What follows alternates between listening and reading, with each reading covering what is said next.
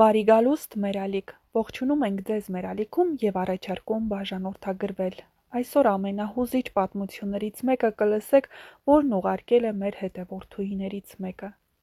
Մայրամուտից հոլքերը խառնում էին երկնքի գույները, սառը երկնագույնից մինչև կրակոտ նարնջագույն։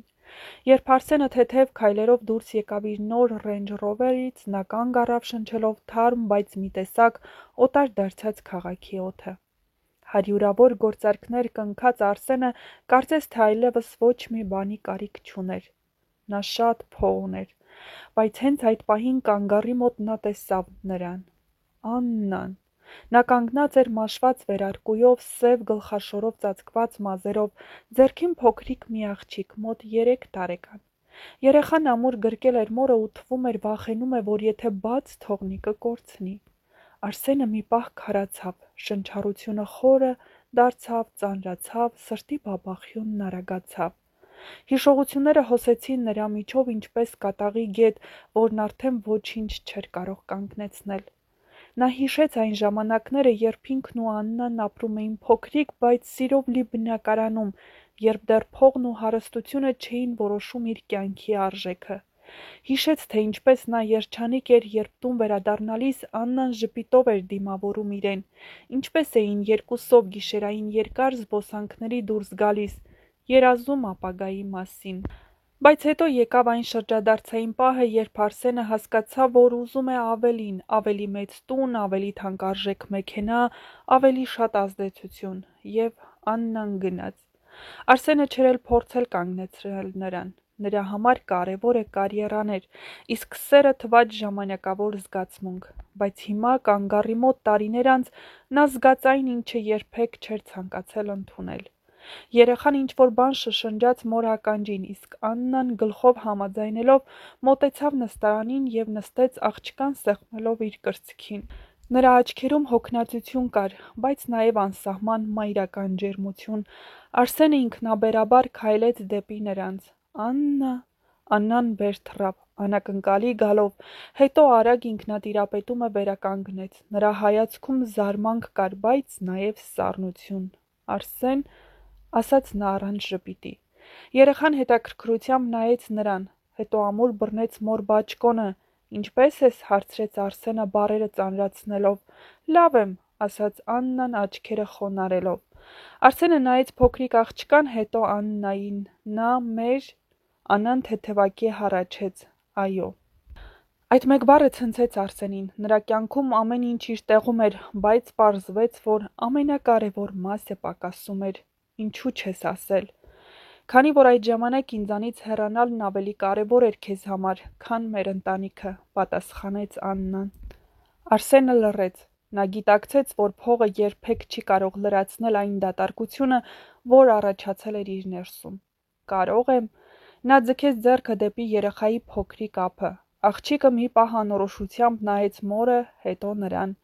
Նա չի ճանաչում քեզ, Արսեն, մեղմ ասաց Աննան, և այդ խոսքերը ամենացավոտ հարվածը դարձան Արսենի համար։ Նա երկար նայեց նրանց, հետո ձեռքերը մտցրեց գրպանները, փորձելով թաքցնել դողացող մատերը։ Ինչ ես մտադիր անել հիմա, հարցրեց նա։ Տուն գնալ,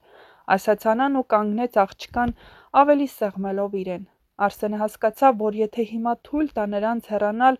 գուցե այլևս երբեք երկրորդ հնարավորություն չստանա։ Ինչպես կարող եմ օգնել, հազիվ լսելի ասաց նա։ Աննան երկար նայեց նրան, վայրկյաններ շարունակ լռություն տիրեց։ Պարզապես փորձիր ուշացած չլինել, Արսեն, ասաց նա ու շրջվեց գնալու։ Արսենը մնաց տեղում կանգնած, սրտի ծանրությամբ, որ չէր համեմատվի անգամ իր ամենաբարձրարժեք ունեցվածքի կորստի հետ։ Արսենը կանգնած մնաց նույն տեղում, գիշերվա խավարին խառնված քաղաքի աղմուկի մեջ։ Աննան գնաց փոքրիկին ամուր գրկած ու նրա կերպարը դանդաղորեն կորավ բազմության մեջ։ Արսենը դեռ նայում էր նրանց կողմը, կարծես իր հայացքով կարող էր պահել նրանց, ստիպել, որ կանգ առնեն, որ ետ նայեն, բայց ոչ։ Հոգու խորքում նա գիտեր, որ Աննան այլևս այն նույն կինը չէր, ով տարիներ առաջ աչքերով էր հարցնում. Ես քեզ պետք եմ, իսկ ինքն էլ երբեք չէր հարցրել. Ինչպե՞ս ես։ Արսենը սեղմեց ափերը, հետո արագ քայլեց դեպի իր մեքենան, լավ գիտեր, որ չի կարող այդպես թողնել, չի կարող նորից կորցնել նրանց, ինչպես կորցրել էր տարիներ առաջ։ Նստեց ղեկին ու սպասեց մի քանի վայրկյան, գլուխը հենեց նստատեղին, փակեց աչքերը, մտքում կրկին ու կրկին լսում էր Աննայի վերջին խոսքերը՝ «ուշացած չլինես, Արսեն»։ Ով էր ասել, որ անցյալը չի կարելի փոխել։ Գուցե ժամանակը ետ չես բերի, բայց գոնե ապագան դեռ կարող ես կառուցել։ Հետո հիշեց. Անան մի ժամանակ իր հետ ապրում էր քաղաքի հին թաղամասերից մեկում, փոքրիկ բնակարանում, որի պատուհանից երևում էր միայն հարևանի տանիքը։ Արսենը վազելով իջավ մեքենայի արգելակը, սեղմեց ու սուրաց դեպի այն թաղամասը, որտեղ նրանք միասին անցկացրել էին իրենց լավագույն օրերը։ Խանութի մոտ կայանած հին ավտոբուսը կանգառի մոտ չէր, ուրեմն Անան դեռ պետք է մոտ լիներ։ Նա արագ իջավ մեքենայից ու սկսեց վազել փողոցով, սրտի խելագար բաբախյունով։ Մի փոքր հեռու նեղլիկ փողոցում նա տեսավ նրանց։ Աննան քայլում էր փոքրիկի ձեռքը բռնած։ Արսենը կանգ առավ ու շնչակտուր գոռաց. «Աննա»։ Կինը կանգ առավ, բայց չշրջվեց։ Երեխան նայեց նրան, հետո վեր կացավ մոր գրկին։ «Խնդրում եմ, մի գնա»։ Աննան դանդաղ շրջվեց. «Արսեն, ինչու ես հետևել մեզ»։ Որովհետև նրա ձայնը դողաց։ Որովհետև ուզում եմ ճանաչել աղջկաս։ Ուզում եմ իմանալ ինչ է նա սիրում, ինչից է վախենում, ինչ երազանքներ ունի։ Ուզում եմ իմանալ, թե ինչ եմ կորցրել։ Ու եթե հնարավորություն տաս, ուզում եմ շտկել ամեն ինչ։ Աննան նայեց նրան, հետո երեխային։ Դու պատրաստ ես փոխվել հանուն նրա։ Ոչ թե հանուն քո խղճի, այլ հանուն նրա։ Այո։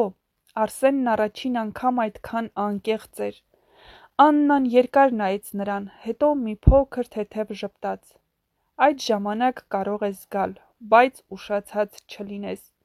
Արսենը հասկացավ, որ սա երկրորդ շանսն էր, նրա կյանքի ամենակարևոր գործարքը հենց այս պահին էր, ու առաջին անգամ նա ընտրեց ճիշտը։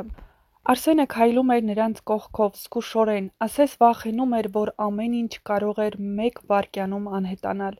Փոքրիկն, ում անունը դեռ չգիտեր, պինդ բռնել էր մոր ձեռքը, բայց թաքուն հայացք էր գցում դեպի իրեն։ Ինչպե՞ս է անունդ, կամաց հարցրեց նա, չուզելով վախեցնել երեխային։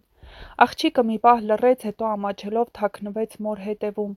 Անահիտ, նրա փոխարեն պատասխանեց Աննան։ Արսենը ժպտաց։ Անահիտ, շատ գեղեցիկ անուն է։ Երեխան այս անգամ աչքերը բարձրացրեց, երկար նայեց նրան, հետո հարցրեց մորը. Մամ, սա պապիկն է։ Արսենը շունչը պահեց։ Աննան աչքերը փակեց մի պահ, հետո մեղմ ժպտաց. Այո, սիրելիս, սա քո պապիկն է։